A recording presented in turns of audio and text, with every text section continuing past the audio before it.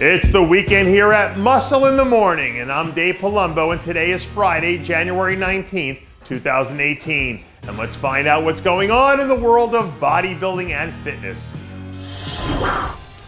In the lead up to this year's Arnold Classic, we've seen a lot of the usual suspects in the 212 division getting some major coverage in the headlines. So we thought it was only fair that we shine some light on a guy who might be the most underappreciated talent in the entire lineup, South Korean phenom Youngwon Kang.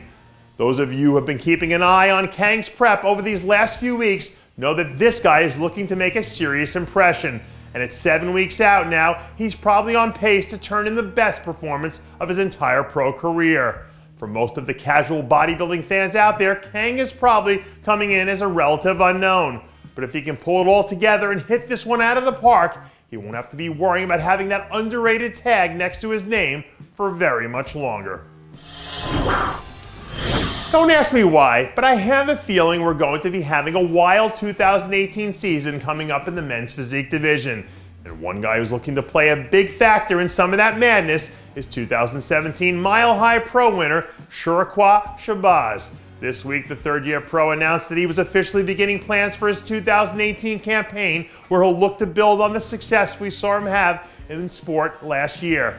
On paper, Shabazz has that combination of a small waist and 3D round muscle bellies that we've seen start to invade the division over the last few years.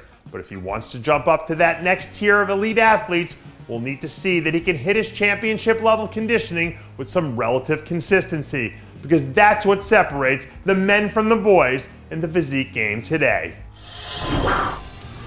Reaching the pinnacle of your profession is one hell of a challenge no matter what way you want to spin it.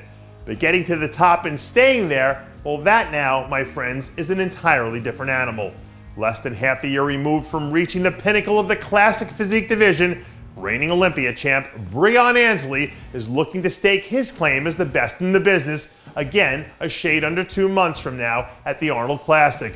The latest updates coming from the Ansley camp show the champ looking like he's awfully close to being in fighting shape, which is probably a bad sign for any other classic physique competitors out there who've been having dreams of Arnold Classic trophies dancing through their heads. There isn't a doubt in my mind right now that Breon Ansley can cruise to the win if he's at his best. But given how tightly packed this division is, if he leaves the door open even a crack, it could be more than enough for one of these upcoming killers to slide in and steal the victory. Dave Palumbo's rule number 38 of life and bodybuilding states that when opportunity knocks, you damn better be sure ready to answer, because it might not knock again.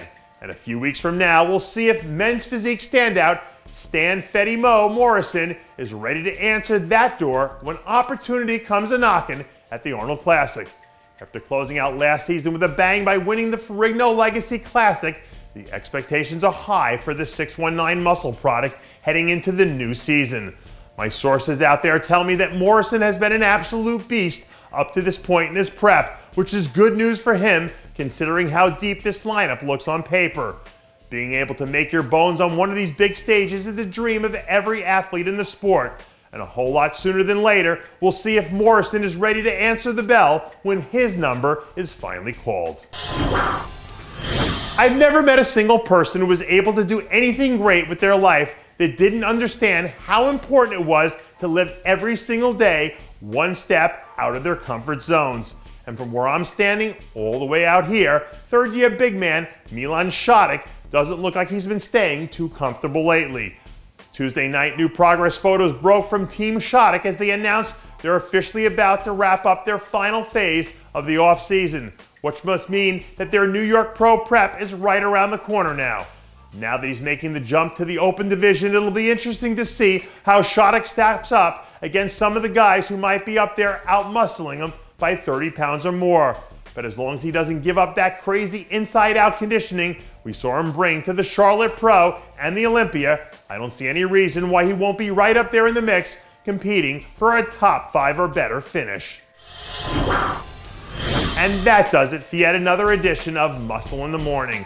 I'm Dave Palumbo, reminding you to always be true to your passions. And make sure to follow us on Facebook, Twitter, and Instagram.